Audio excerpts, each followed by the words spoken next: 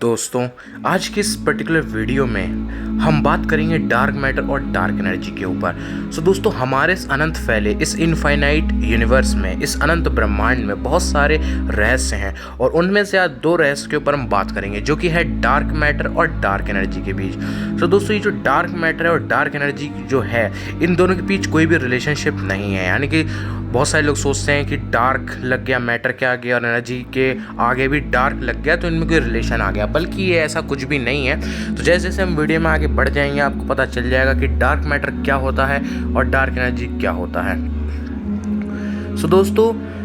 अब आपको हम डार्क मैटर को समझाने से पहले हम बात करेंगे ग्रेविटेशनल यानी कि गुरुत्वाकर्षण बल के ऊपर। दोस्तों, आपको पता ही होगा कि जो गुरुत्वाकर्षण बल होता है यानी कि जो ग्रेविटेशनल फोर्स होता है, वो जिम्मेदार होता है किसी भी दो ऑब्जेक्ट्स के बीच के अट्रैक्टिव फोर्स के बीच में। यानी कि अगर दो ऑब्जेक्ट्स एक दूसरे के ऊपर अट्रैक्टिव फोर्स लगा रहे हैं, एक दूसरे को खींच रहे हैं, तो उनके पीछे हाथ जिस फोर्स का होता है या उसके पीछे का हाथ जिस बल का होता है, वो गुरुत्वाकर्षण बल होता है, या फिर जैसे ग्रेविटेशनल फोर्स भी कहते हैं। और ये जो ग्रेविटेशनल फोर्स होता है उसका हमें सबसे पहले सर आइजैक न्यूटन ने दिया था, जो कि बहुत ग्रेट फिजिसिस्ट, मैथमेटिशियन और अल्केमिस्ट थे, जिन्होंने हमें बताया था कि जो फोर्स ऑफ ग्रेविटेशन है वो डायरेक्टली प्रोपोर्शनल होता है दोनों ऑब्जेक्ट जिन पे ग्रेविटेशनल फोर्स लग रहा है, उन दोनों मासेस के प्रोडक्ट के। यानी कि एक को अगर मैं m1 मान लो, दूसरे को m2, तो m1 m2 यानी कि force of gravitation is directly proportional to m1 m2। और ये इन्वर्सली प्रोपोर्शनल भी होता है उसके सेंटर से लेकर डिस्टेंस के होल स्क्वायर के।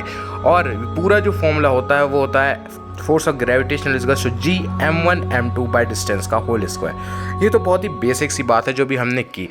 और जब केपलर आए, जो कि बहुत बड़े ग्रेट एस्ट्रोनॉमर थे, उन्होंने वो कि बहुत बड़े ग्रेट कॉस्मोलॉजिस्ट थे, उन्होंने हमें ये बताया कि जो प्लैनेट होते हैं जब वो किसी भी सन के अराउंड घूमते हैं, बल्कि वो पेरी सेंटर के अराउंड घूमते हैं, लेकिन अभी हम सिंप्लिसिटी के लिए ये बोल लेते हैं कि जो सन है यानी कि जो सितारा है उसके अराउंड जब एक स्टार घूमता है,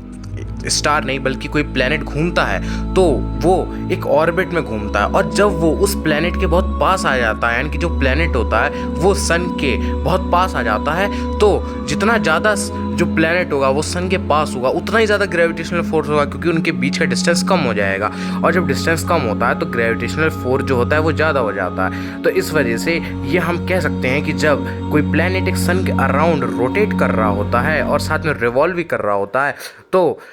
वो जब उसके पास, जब इलिप्टिकल पाथ फॉलो करके वो उसको रोटेट कर रहा होता है, तो जब वो उसके पास पहुंचता है तो वो एक्सेलरेट हो जाता है, यानी कि उसकी वेलोसिटी ज़्यादा हो जाती है। यानी कि अगर एक ऑब्जेक्ट के पास ज़्यादा वेलोसिटी है तो उस पर फोर्स भी ज़्यादा लग रही होगी, और अगर उस पर ग्रेविटेशनल फोर्स ज़्यादा लग रही है तो जो सन है उसका मास भी ज़्यादा होना चाहिए। यानी कि हम सीधे सीधे एक कंक्लूजन निकाल सकते हैं कि ज़्यादा मास तो ज़्यादा ग्रेविटी, और तब ज़्यादा ग्रेविटी तो ज़्यादा वेलोसिटी। अब दोस्तों, जो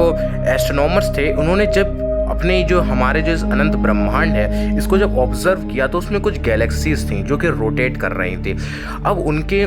जो गैलेक्टिक सेंटर होता है, गैलेक्टिक सेंटर उसे कहते हैं सेंटर ऑफ गैलेक्सी, तो उसमें जो सन, जो स्टार्स थे और जो और प्लैनेट्स थे जब वो रिवॉल्व कर रहे थे,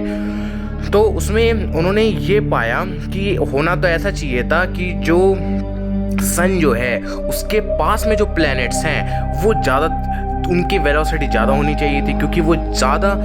डिस्टेंस पे हैं, मतलब वो कम डिस्टेंस पे हैं। इस वजह से, जैसे कि अभी अगर हम अपने सोलर सिस्टम का एग्जांपल लें तो मरकरी, वीनस, अर्थ, मार्स है, ये सब इन पे ग्रेविटेशनल फोर्स ज़्यादा लग रहा है सन का, और ये ज़्यादा वेलोसिटी से रोटेट कर रहे हैं सन के। और वहीं प्लूटो जो बहुत दूर है सन से, वो उस पर क्योंकि ग्रेविटेशनल फोर्स बहुत कम लग रहा है, इसलिए वो जो है उसकी वेलोसिटी रोटेट करने की भी कम है। तो एस्ट्रोनॉमर्स के हिसाब से ऐसे ही हमारी गैलेक्सीज पे होना चाहिए था, यानी कि मोर मैटर, यानी कि ज़्यादा मास तो ज़्यादा ग्रेविटेशनल फोर्स, और ज़्यादा ग्रेविटेशनल फोर्स तो ज़्यादा वेलोसिटी। लेकिन उन्होंने ये देखा कि जो सन से, मतलब गैलेक्सी के अंदर जो सन से बहुत दूर थे प्लैनेट्स, उनकी जो वेलोसिटी थी वो कम नहीं थी, बल्कि वो ज़्यादा थी। मतलब कि जितनी होनी चाहिए कम,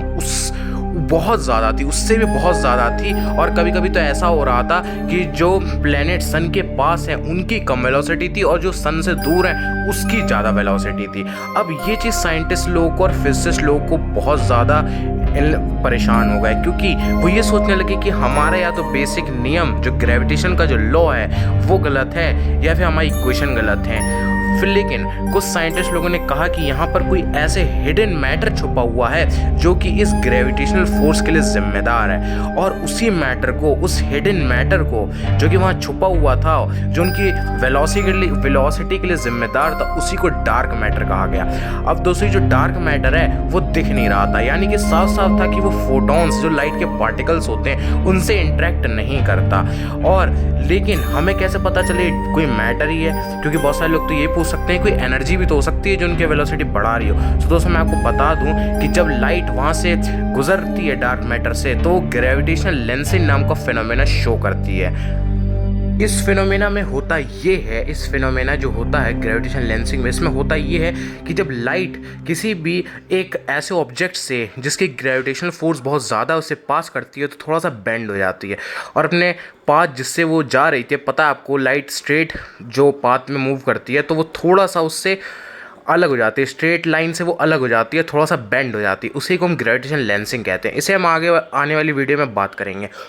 सो इससे तो ये पता चल जाता है कि ये एनर्जी नहीं है बल्कि मैटर ही है, क्योंकि मैटर के पास एक ग्रेविटेशनल फोर्स होती है और ग्रेविटेशनल फोर्स के ही वजह से ये लाइट जो है वो बेंड होकर ग्रेविटेशनल लेंसिंग को शो करता है। अब डार्क मैटर का जो दोस्तों एक और गुत्थी ये भी है, एक और रहस्य ये भी है कि जिन पार्टिकल से मिलकर बना हुआ है वो भी नहीं पता हमें किन पार्टिकल से मिलकर बना हुआ है। जिन पार्टिकल से मिलकर बना हुआ है वो बैरियोनिक पार्टिकल्स नहीं है, यानी कि वो पार्टिकल्स नहीं है जिनसे हम मिलके बने हुए होते हैं, यानी कि प्रोटॉन्स, इलेक्ट्रॉन्स और न्यूट्रॉन्स। और जो डार्क एनर्जी है वो दोस्तों एक्सेलरेटिंग यूनिवर्स के लिए जिम्मेदार है, यानी कि जो ब्रह्मांड है जो फैल रहा है उसकी लगातार वेलोसिटी, जिस वेलोसिटी से फैल रहा है वो लगातार बढ़ती जा रही है, और ये माना जा रहा है ये एक एनर्जी से हो रहा है जिसको डार्क एनर्जी बोला जाता है। तो डार्क मैटर ग्रेविटेशनल फोर्स के अट्रैक्शन के लिए जिम्मेदार होता है और डार्क एनर्जी रिपल्शन के लिए। इस वजह से इन दोनों में कोई भी रिलेशनशिप नहीं है।